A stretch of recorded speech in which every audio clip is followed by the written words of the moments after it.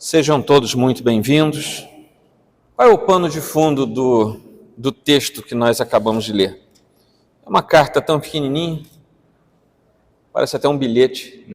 E ele sai por dentro do império, vai embora e vai parar em Roma. Parece coisa de filme, porque quando ele chega em Roma, quem é que estava em Roma? O apóstolo Paulo, preso de forma domiciliar naquela cidade, o grande pregador do primeiro século. E nesse tempo, Onésimo é maravilhosamente convertido ao Senhor pela ação do Espírito Santo e também pela ação evangelizadora do apóstolo Paulo. Isso fica evidente naquilo que nós lemos, principalmente porque Paulo chama Onésimo de seu filho, referindo-se à fé no Senhor.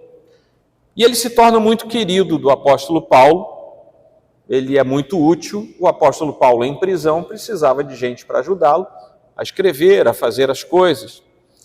E ele chega a dizer aqui na carta que Onésimo estava sendo muito útil, mas que por causa dos frutos de verdadeira conversão, Paulo não ficou à vontade em reter Onésimo consigo, mesmo sendo muito útil. Então ele o manda de volta ao seu antigo senhor, que era Filemon, também um irmão muito caro ao apóstolo Paulo, que era aquele que dirigia a igreja que se reunia na sua própria casa. Ou seja, nessa altura do campeonato, Filemon era, se não o pastor da cidade de Colossos, um dos pastores, pelo menos da comunidade que se reunia em sua casa, que abria as portas para a igreja, que ali se reunia, ele juntamente com a sua esposa, chamada Áfia, e ali eles recebiam o povo de Deus para o culto ao Senhor. Paulo demonstra uma preocupação grande com Filemon, com a igreja de Colossos e também com o próprio Onésimo, que ele manda de volta para Filemon. Isso tudo é para a gente entender esse pano de fundo. E assim ele resolve mandar Onésimo de volta, muito provavelmente na companhia de um outro irmão muito querido do primeiro século, chamado Tíquico. Isso não está escrito aqui de forma categórica, de forma ostensiva, mas nós precisamos, vamos lá, primeira dica de hoje, nós precisamos ler a epístola de Paulo a Filemon, juntamente com a epístola de Paulo aos Colossenses. Essas duas cartas são gêmeas, no sentido de que Paulo escreve aos Colossenses, enviando a carta através de Tíquico para a igreja que se reunia na casa de Filemon.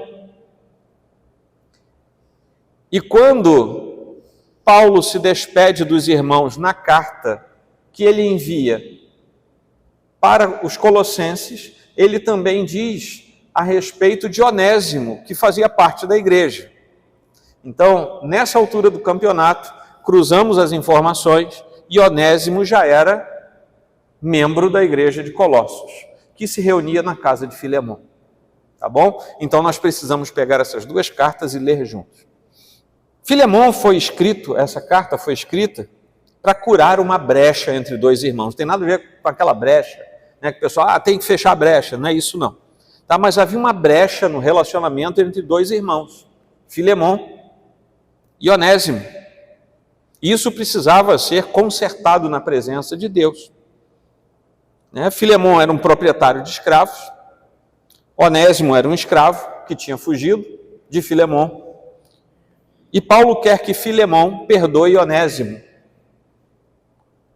que segundo as leis daquele tempo, tinha defraudado Filemon. Estamos no primeiro século da era cristã, dentro do Império Romano, com as leis daquele tempo. Tá bom? Nós precisamos fazer a leitura de modo sincrônico e não anacrônico. Tá bom? Agora, como é que era a vida de um escravo naquele tempo? Os leitores de hoje, quando pegam um texto da Bíblia, por exemplo, e leem a respeito de um escravo no Novo Testamento, o que eles pensam imediatamente? No processo de escravidão, de escravatura, que vigorou nas grandes navegações. É aquilo que está mais próximo de nós em termos de história. Mas não podemos analisar a escravatura que havia entre judeus, entre gregos, entre romanos, da mesma forma que nós olhamos para esse processo dos últimos 500 anos, arredondando aí, para a gente ter em mente. Sob o olhar do direito romano do primeiro século, Filemão, a quem Paulo escreve a carta, teria precedentes jurídicos, legais, aí os advogados aí vão fazer uma adaptação jurídica para o primeiro século, teria todo o precedente legal, inclusive para mandar executar Onésimo, porque o senhor de escravo naquele tempo, ele tinha direito sobre a vida do seu servo, do seu escravo.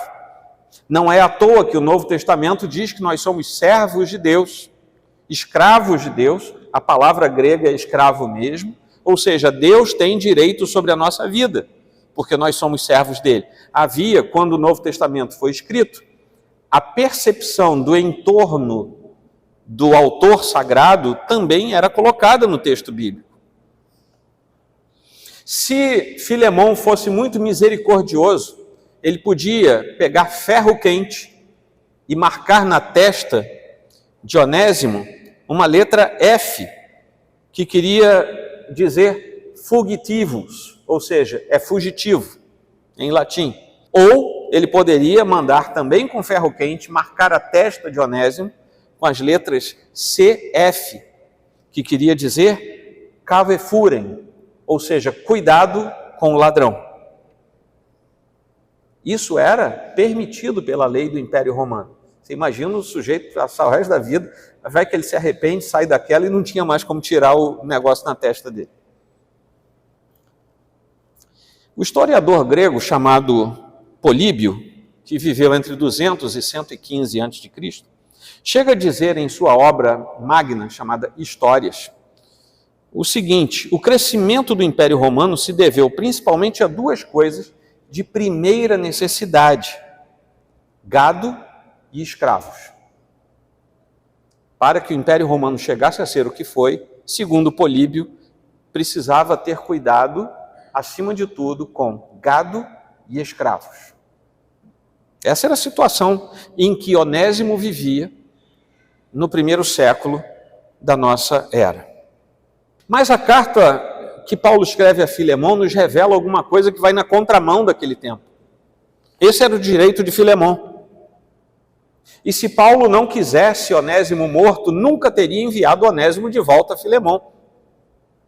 Mas Paulo tinha convicção de que Onésimo já estava convertido ao Senhor e que se ele fosse morto, estaria na eternidade com Deus.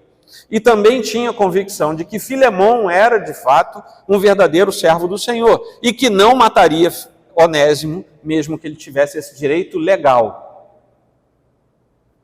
E por isso, e sendo ético, ou seja, ele não é um servo que me pertence, eu vou mandar de volta a Filemão. Isso é algo revolucionário para aquele tempo. Estava ocorrendo dentro de uma casa romana de alto nível, porque Filemão era alguém de estatura social dentro da cidade de Colossos. Ele era uma pessoa rica e empregou a sua riqueza para o bem da obra de Deus. E a carta a Filemão simplesmente representa um milagre que ocorreu e que ainda ocorre neste mundo caído, entre pessoas diferentes, de diferentes substratos sociais, diferentes origens, diferentes etnias, diferentes línguas, níveis e posições, numa sociedade tão profundamente dividida como era a sociedade romana daquele tempo. As sociedades da antiguidade clássica eram muito divididas. O berço da democracia é Grécia. Mas a Grécia era escravocrata. A democracia nasceu numa terra em que o cidadão da polis não podia trabalhar, senão ele não podia ser cidadão. Como é que ele se sustentava? Para manter a democracia grega, ele tinha escravos. Então, é altamente incoerente se nós olharmos sob o olhar de agora, 2.500 anos depois, de as polis gregas começarem a desaparecer sob o avanço de Alexandre o Grande. Ora, Paulo chama Onésimo de seu próprio coração, ou seja, eu estou mandando uma parte de mim para você. Ele exorta Filemon a acolher Onésimo, não como um escravo, porém muito mais como um irmão caríssimo, e por aí vai. E nós vemos também nessa epístola o impacto que o Evangelho é capaz de causar. Essa carta nos dá um testemunho poderoso do poder do Evangelho, transformando não apenas corações, como relações humanas e até mesmo substratos sociais. O Evangelho de Cristo dissolve alienação, dissolve preconceitos e é poderoso para alterar totalmente a ordem social da impiedade e da injustiça que cerca o coração humano. É esse o pano de fundo. Um comentarista, o Hendrickson, ele coloca 10 argumentos que Paulo utilizou. Se no final do sermão tiver tempo, eu leio para vocês. Se não, depois eu posso colocar lá no grupo da igreja. Porque Paulo, numa epístola tão curta, ele tem argumentos muito consistentes para convencer Filemon de que, sendo um verdadeiro filho de Deus, ele devia agir como Paulo estava instruindo que ele fizesse. O primeiro trecho do sermão compreende os 7 primeiros versículos. E Paulo se coloca ali como um dos prisioneiros de Cristo. Vejam bem, ele vai trabalhar a ideia de que Filemon precisa aceitar alguém que, sendo um escravo, fugiu e que por isso teve a sua liberdade. Uma liberdade ilegal para aquele tempo, mas era uma liberdade. Mas como é que Paulo começa a falar? Eu sou prisioneiro. Eu vou escrever para você a respeito de um prisioneiro que fugiu. Mas eu sou prisioneiro de Cristo. Eu estou em algemas. E ele repete a ideia de estar preso em algemas, em prisões, diversas vezes ao longo desses 25 versículos. A realidade espiritual, então, nós começamos a ver, deve prevalecer sobre a nossa percepção da realidade natural. Paulo está dizendo, eu estou enviando para você Onésimo dentro de uma realidade natural, alguém que está livre, não está alforriado, mas está livre. Mas quem está mandando esse homem livre de volta para o seu Senhor é alguém que tem um Senhor, porque eu próprio sou prisioneiro de Cristo. Eu sei do que eu estou falando. Eu próprio estou preso, eu estou em algemas. Eu não estou falando de uma coisa que eu não conheço. Eu estou preso e estou mandando alguém que está livre para você. E eu estou pedindo, receba-o como irmão e não mais como um servo.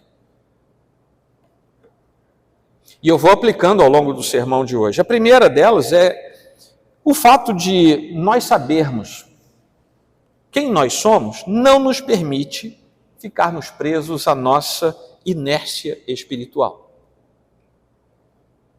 Cristãos que se acomodam, cristãos que não comungam,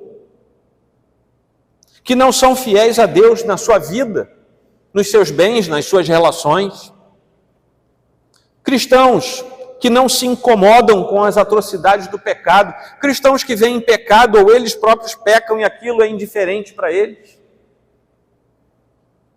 que precisam ser lembrados o tempo todo a respeito da realidade espiritual, que apenas veem a realidade natural, não conseguem mais enxergar, ou nunca enxergaram, a realidade espiritual, aquela em que estão de fato mergulhados e precisam sair do estágio de inércia com a ajuda de alguém, é porque nesse ponto já se tornaram improdutivos. São cristãos que vêm domingo após domingo à igreja, esta ou qualquer outra igreja, em que o Senhor seja pregado, e tem o ápice da sua vida espiritual, se sentar, ouvir o sermão e ir embora para casa. Não produzem, não crescem.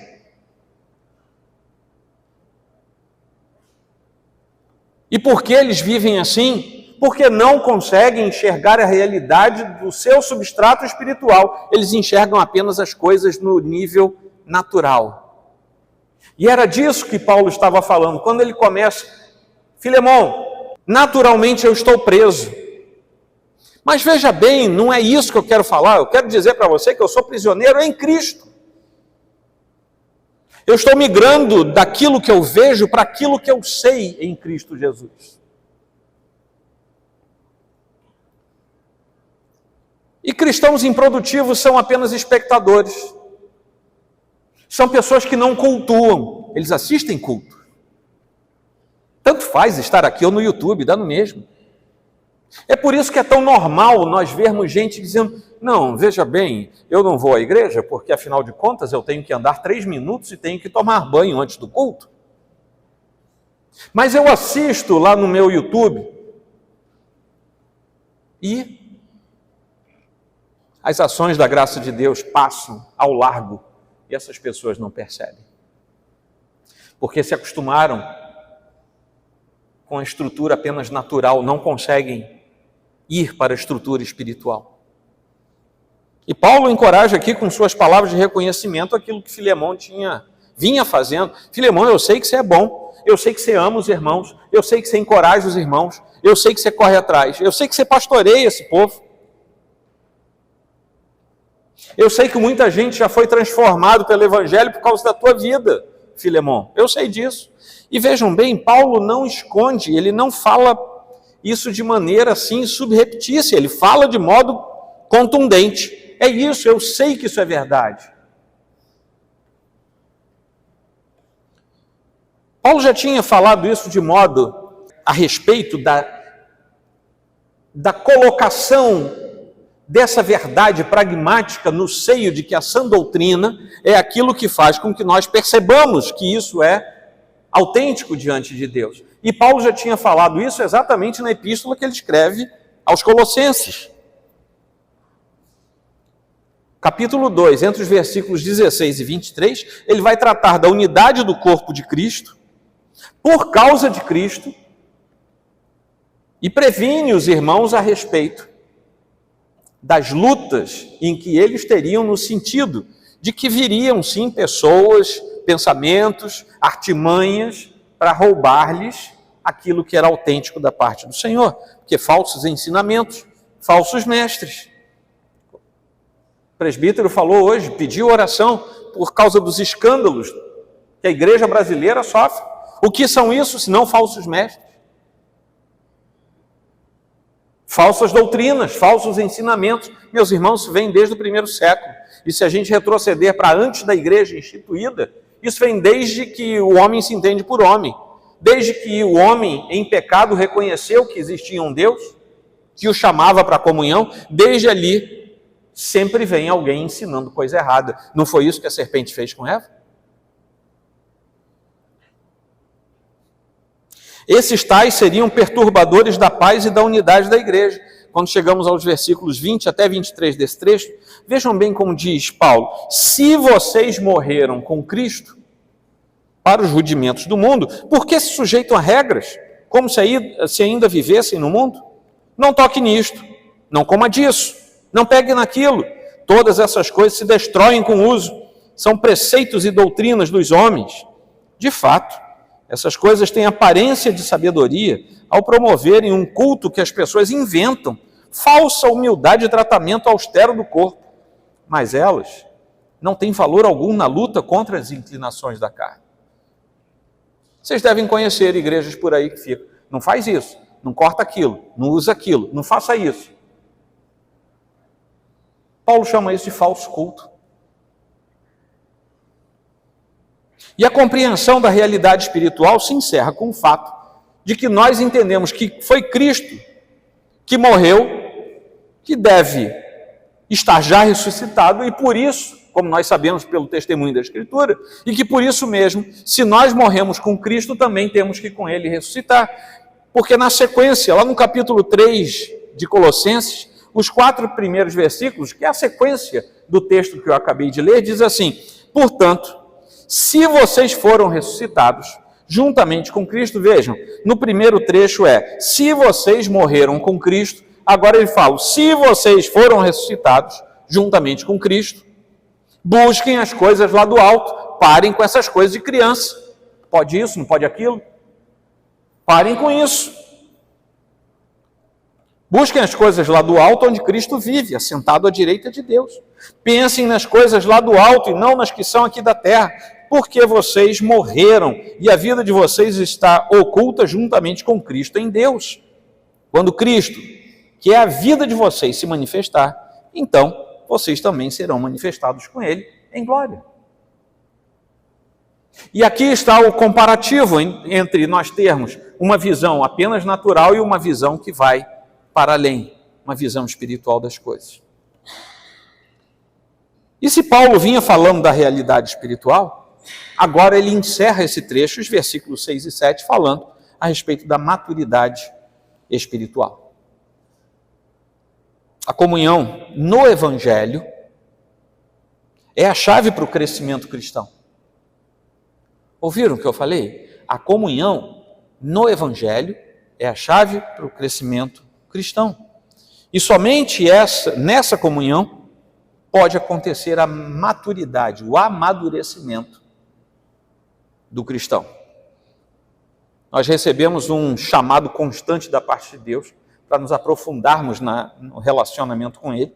Nossa vida precisa ser íntima com Deus, o que se reflete diretamente no conhecimento, ele fala aqui nesses versículos, na experiência e na compreensão que conduzem à maturidade no corpo de Cristo. É só na comunhão. Como é que a gente pode aplicar esse pedacinho? Somente cristãos maduros são capazes de servir ao Senhor, servindo ao irmão. Existe uma distorção na nossa mente que faz com que nós queiramos introduzir apenas na percepção espiritual aquilo que Deus nos mandou fazer de modo natural após nós sermos transformados pelo Senhor. Nós servimos a Deus acima de tudo quando servimos ao irmão. Aí eu aplico mais uma vez, como é que a gente vai fazer isso sozinho em casa? E a gente repete isso porque a gente ouve tantas histórias. Somente esses irmãos que vão amadurecendo, que conseguem servir ao Senhor enquanto servem ao próximo, ao irmão, que geram comunhão mútua baseada na fé e no conhecimento do Senhor. Não é comunhão apenas fraterna, é uma comunhão que passa por dentro do ser de Deus. E é aí que nós servimos ao irmão. Quando temos palavras que não são nossas, mas são advindas da Escritura, que nós somos usados por Deus para naquele momento servir o irmão. Ou você acha que sorrir com quem sorri e chorar com quem chora é um ato apenas natural e emotivo? É conduzir o irmão e ir com ele ao lugar de choro por causa da Escritura. É ir com o irmão e conduzir aquele irmão ao lugar do sorriso por causa da Escritura. Servimos por causa da Escritura. Servimos por causa da palavra de Deus. Servimos porque nos tornamos maduros.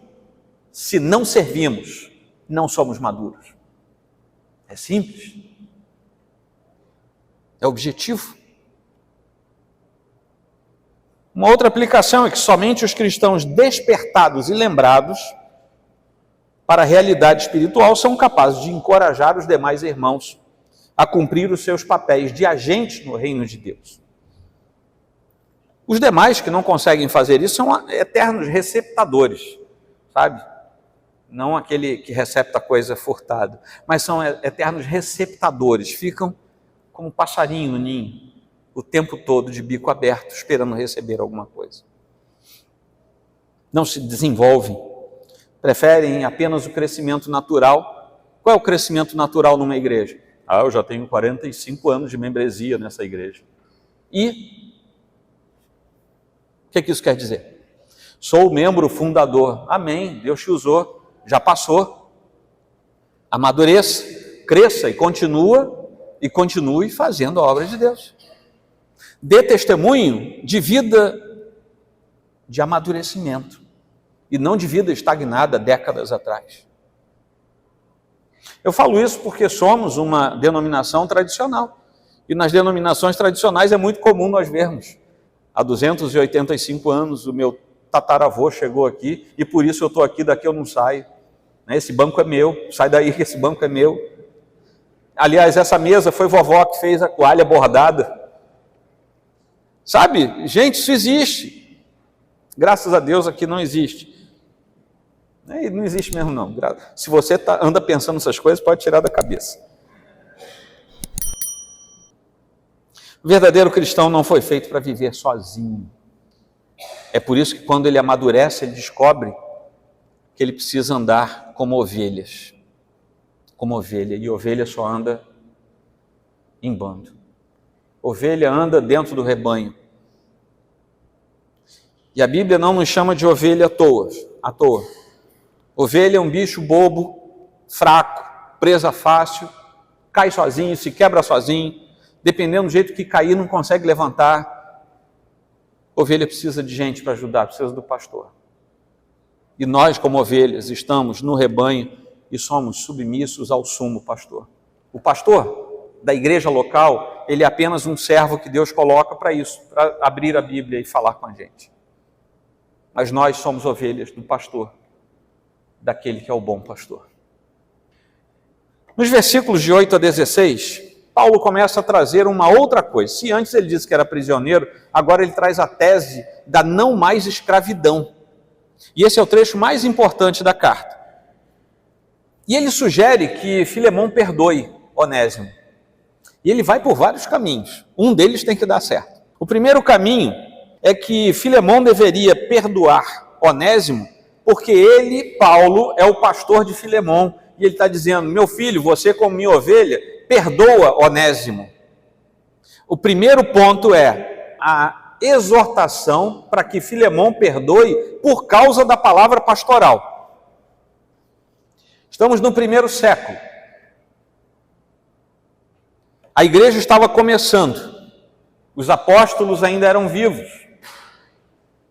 E havia grande importância dada à palavra dos pastores. Ao longo de 2000 anos isso foi acabando. E o pastor do século 21, ele passa todo domingo pregando o mesmo evangelho, abrindo a mesma Bíblia, exortando o mesmo povo e vendo na segunda-feira todo mundo desobedecer. Essa é uma regra geral. Na nossa igreja isso não acontece, mas essa é uma regra geral. A cultura desse tempo, a cultura do mundo foi corroendo a natureza da figura pastoral. Isso acontece por duas razões. Uma, porque esse tempo que o Novo Testamento chama de presente século, tantas vezes, esse tempo induz as pessoas a não quererem receber orientação de ninguém. Nem do governo, nem das forças de segurança, nem do pai, nem da mãe. Por que vai receber orientação do pastor? Dele mesmo é que não recebe. Essa é uma coisa. E a outra coisa é o papel dos próprios pastores. Quantos pastores insanos há que deixam um testemunho tão medonho, tão horrendo, que as pessoas dizem, mas nem brincando que eu vou obedecer os pastores. Olha o que esse aí está fazendo. Então há esses dois motivos principais. Mas o fato é que nós lemos em Gálatas, lemos em Hebreus, e lemos aqui também em Filemão, que o pastor tem autoridade para exortar a sua comunidade. E o nosso papel é ouvir. Aí você diz assim, mas eu vou obedecer o pastor da minha igreja? O pastor da minha igreja obedece a quem? Na nossa denominação nós temos, eu sou membro do presbitério. No presbitério eu tenho que ser pastoreado, exortado, admoestado, e eu tenho o conselho da minha igreja, a quem eu preciso me reportar também. Sabiam que eu tenho que dar relatório do que eu faço para o conselho da igreja? Eu tenho que fazer isso. E se eu escorregar na doutrina, compete ao conselho da igreja me chamar e me admoestar. Agora Paulo está dizendo, olha, eu como pastor estou pedindo para você, Filemão, eu posso mandar você fazer isso. Eu tenho autoridade para isso, mas eu não quero mandar, eu quero explicar tudo e gostaria que você fizesse por amor. Eu gostaria que você fizesse isso porque entendeu e quer ajudar o nosso irmão Onésimo, que agora é nosso irmão. Eu queria que você entendesse isso. E Paulo começa expondo a lei da igreja. A lei que ele entendia que era do Senhor, que é verdadeira. Filemão, eu sou o seu pastor, eu posso mandar em você e você teria que obedecer. Mas eu não quero mandar, eu vou abrir mão, eu vou desistir disso, para que você me atenda voluntariamente. E havia uma conexão. Paulo não escreve sem uma motivação intelectual. Havia uma motivação a mais para Paulo fazer isso. É porque Paulo estava dizendo para um alto cidadão romano, ele também sendo cidadão romano, ele estava dizendo lá nas entrelinhas: eu tenho uma lei que é a lei de Deus e eu posso mandar em você, mas eu não quero mandar em você. Mas Filemão, você também tem a lei do império que você conhece. E você pode fazer com Onésimo o que você quiser. Mas por que você não desiste agora da lei do império, como eu estou desistindo da lei eclesiástica? Vamos fazer a mesma coisa nós dois? Eu desisto de ordenar em você, de mandar você, e você desiste também de punir o Onésimo. Eu espero que você faça isso de livre vontade, como eu estou fazendo isso de livre vontade. E Paulo estabelece um silogismo prático para que Filemão entenda onde é que ele quer chegar. A segunda coisa é que Paulo sugere também o perdão pela mudança causada por causa do Evangelho. Isso está nos versículos 11 e 12. Se nós somos livres em Cristo, é a tese de Paulo aqui, nós somos livres para todas as boas dádivas de Deus. Inclusive somos livres em Cristo para perdoar. E aqui ele entra com o processo do perdão. Você é livre para perdoar. E você que me ouve nesta noite também é livre para perdoar.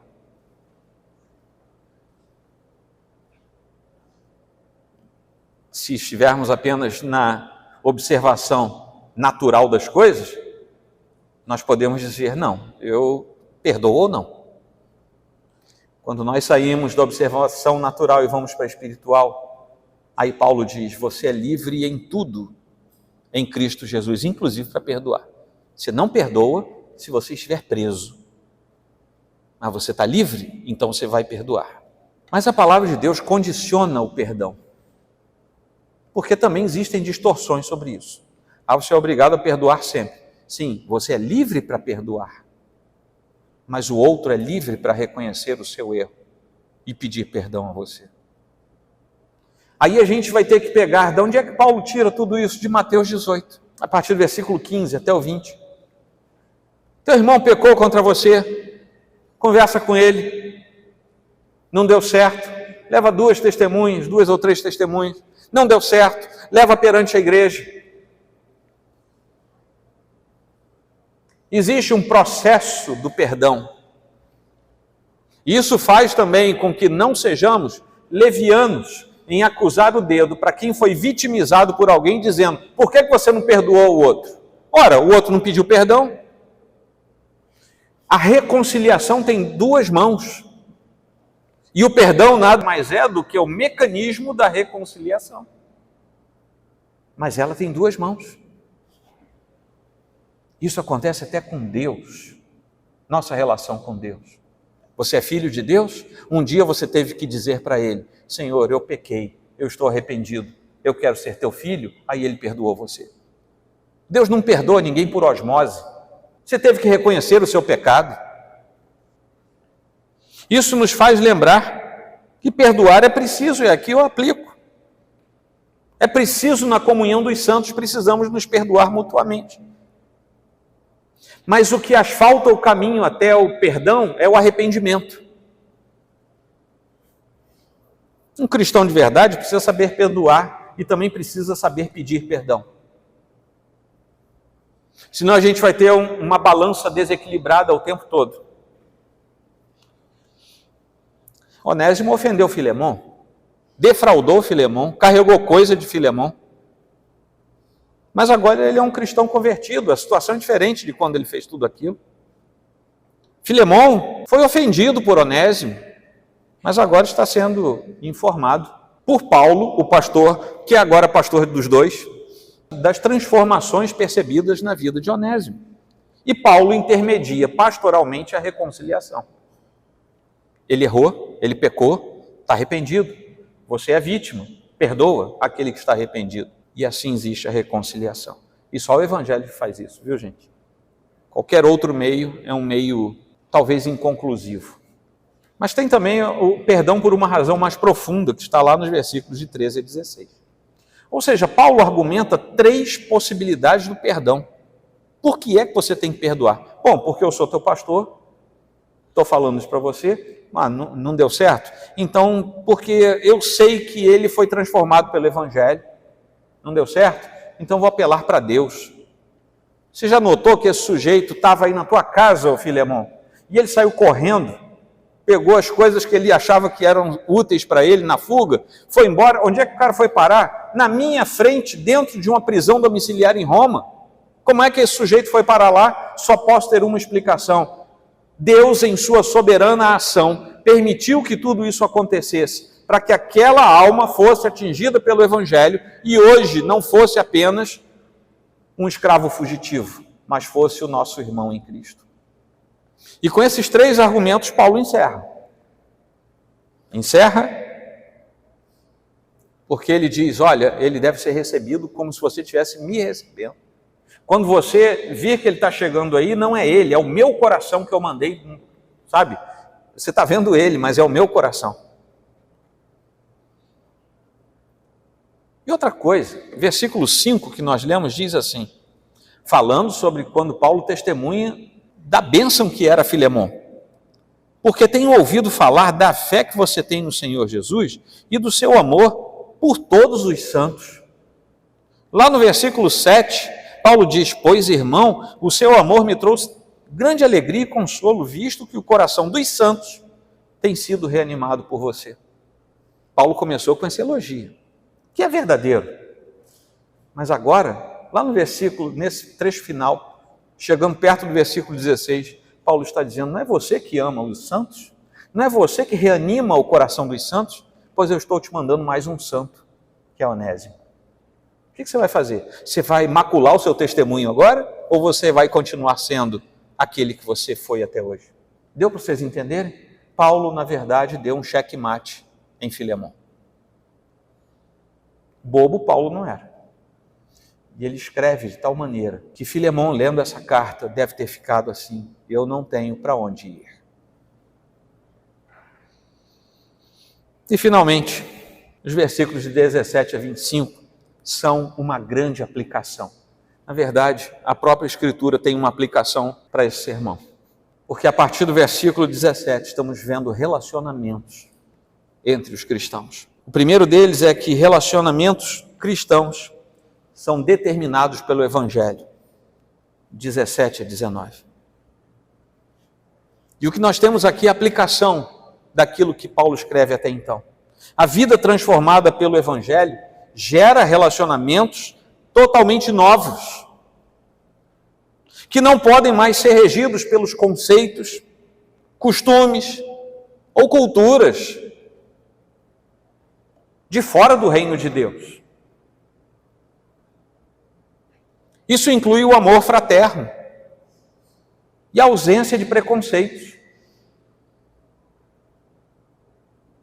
Como no caso daquele servo que estava sendo mandado de volta ao seu antigo senhor, e Paulo dizendo, não trate mais Onésimo como um servo, trate como irmão caríssimo, porque ele é meu filho na fé.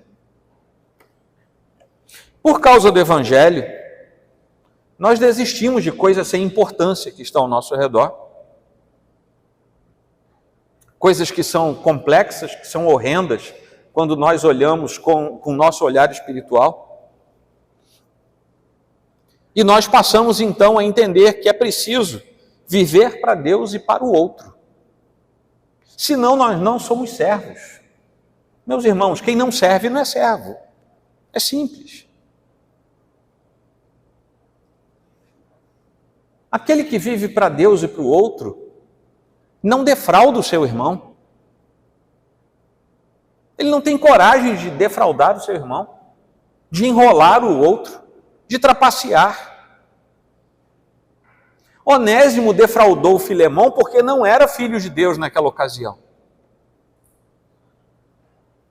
Eu me lembro que eu estive aqui com a juventude e eu falei sobre isso. E em tempos de tecnologia avançada, é muito fácil você defraudar alguém. É só você ter isso aqui na mão.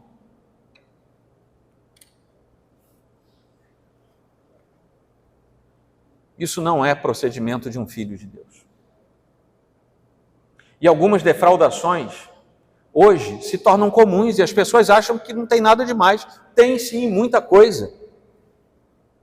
Não são atitudes de filhos de Deus. Eu não posso, por exemplo, enxergar aqui diante de mim um monte de produto. Vocês não são produtos, vocês são meus irmãos.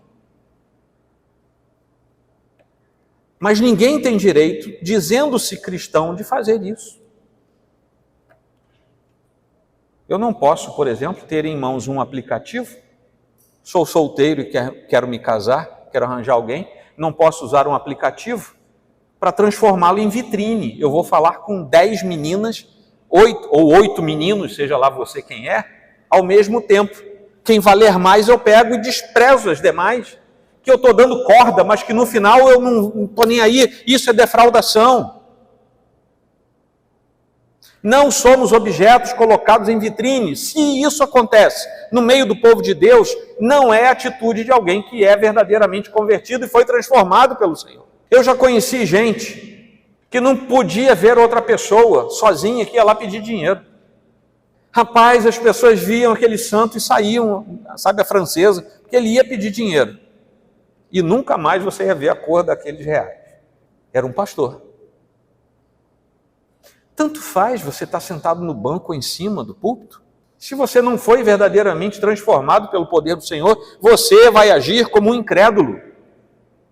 E há cristãos que se acomodam com a incredulidade. E assim, como Paulo sugeriu, há cristãos, por exemplo, que vêm domingo à noite à igreja, a gente não sabe nem para quê, porque ouvem um sermão, é a mesma coisa que nada. É o primeiro pedido de Paulo. Você não quer me ouvir porque eu sou seu pastor? Não funciona. Jamais trapacear os sentimentos de alguém. E como Paulo fez, às vezes nós devemos não apenas assumir, mas até assumir também o que a gente nem fez, para o bem do corpo de Cristo. Paulo falou, eu não te roubei nada, ô Filemão, não carreguei nada, não te defraudei em nada, mas põe tudo o que ele fez na minha conta, eu vou pagar, estou escrevendo com a minha mão. Olha aí o que eu estou fazendo, estou escrevendo de próprio punho. Por que ele fala isso? Porque tinha um amanuense. Paulo, como outros do Novo Testamento, ditavam e um amanuense escrevia as cartas. E ele deve ter, naquele momento, pego a pena das mãos do amanuense e falou, olha, eu estou escrevendo com a minha própria mão, eu pagarei, põe na minha conta que eu pago. Mas Paulo não fez nada. Muitas vezes precisamos assumir o que não fizemos para o bem do corpo de Cristo e fazê-lo com alegria no coração. Outra coisa é que isso nos conduz até a oração do Senhor. Perdoa-nos das nossas dívidas, assim como também perdoamos aos nossos devedores. Isso precisa ser verdadeiro na nossa vida. Mas os relacionamentos cristãos também são pautados na união com Cristo. Porque os relacionamentos no corpo de Cristo não têm mais barreiras naturais, são de coração a coração. Tudo é por causa de Cristo. Tudo está com base na transformação gerada por Cristo. E se algum cristão insistir em se relacionar por causa de seus próprios méritos ou das suas próprias atitudes, ele vai falhar no meio do caminho e vai fazer isso gravemente. Na estrutura espiritual, precisamos olhar para o irmão e tratar dele como Cristo trataria. E se você sabe que uma atitude sua está tornando triste e infeliz o seu irmão, não faça aquilo. Não faça. Ah, mas eu tenho razão para fazer. Não faça. Não entristeça o seu irmão, porque ele foi alvo da misericórdia e da salvação do Senhor, como você. Ele foi lavado no sangue do mesmo cordeiro que você. Não gere tristeza no coração do seu irmão. Não haja naturalmente, seja espiritual. Os relacionamentos cristãos são baseados em oração. É assim que Paulo termina. Antes de se despedir, ele termina, versículos 21 e 22. A soberania de Deus e a oração são colocadas aqui. Nesse final da carta de Paulo, e aqui ele deixa claro que Deus promove todas as coisas, mas compete ao povo de Deus orar. A nossa oração não vai fazer a mão de Deus se mudar de lugar. A gente tem que tirar isso da cabeça. A nossa oração não muda o ser santo e perfeito de Deus, mas muda a gente. É na oração que nós somos transformados. É na oração que os nossos olhos são abertos para nós vermos aquilo que Deus está fazendo. Antes da gente se pautar em acordos, em conversas, em combinações, coisas boas. Estou falando de coisas lícitas agora. Antes de falar, antes de planejar, antes de fazer, vamos dobrar os joelhos e orar. Eu não sei se você sabia, mas presbiterianos também oram. E a gente tem que orar. Paulo fecha esse trecho dizendo que os nossos relacionamentos são preservados e são pautados exclusivamente na graça do Senhor. Porque talvez a gente se esforce muito e tenha dificuldades. Aí vem a graça do Senhor e nos ajuda naquilo que não conseguimos fazer. Paulo aqui repete a lista quase integral, que você vai achar lá em Colossenses 4, a partir do versículo 10. Ele se lembra de alguns irmãos, inclusive um que também era prisioneiro com ele, que é diferente. O prisioneiro que está lá em Colossenses já estava solto aqui, e quem estava solto em Colossenses aqui já está preso. Essas são as últimas notas, quando ele escreve a sua segunda carta a Timóteo, finzindo a sua vida, para morrer. Ele vai se lembrar de um desses que está aqui, e vai dizer, ele foi embora, ele apostatou, me abandonou. Demas, tendo amado o presente século, me abandonou e se foi para Tessalônica. Os outros estão espalhados fazendo a obra de Deus, mas Demas me traiu. Dizem alguns comentaristas muito sérios que foi Demas quem foi até o tribunal romano depor como testemunha contra Paulo, e por causa disso depois ele foi executado. Existem documentos não bíblicos que atestam isso. É possível que tenha sido. Mas a última lição e a última aplicação é que a graça de Deus não apenas nos conduz aos relacionamentos cristãos de verdade, mas nos protege dos dissabores, das traições, dos abandonos que nós vamos sofrer ao longo da vida. Não pense que foi só Paulo. E a graça de Deus que Paulo deixa para o finalzinho da carta é exatamente o refrigério que nós precisamos guardar no coração. É como se fosse aqueles filmes que você vê em que tem uma poção mágica que jogam em cima de alguém, do mocinho ou da mocinha, e tem uma poção mágica que quando toma é um antídoto para aquele veneno ou para aquela mandinga lá que fizeram. A graça do Senhor é algo que nós devemos guardar com grande apreço no nosso coração. Porque a graça do Senhor é o antídoto seguro que nós temos, porque nós vamos enfrentar dificuldades. Paulo não esconde isso de Filemão, não esconde isso de Onésimo, e a palavra do Senhor não esconde isso de nenhum de nós. Mas essa é a jornada que nos está proposta. Amém? Vamos inclinar a nossa fronte.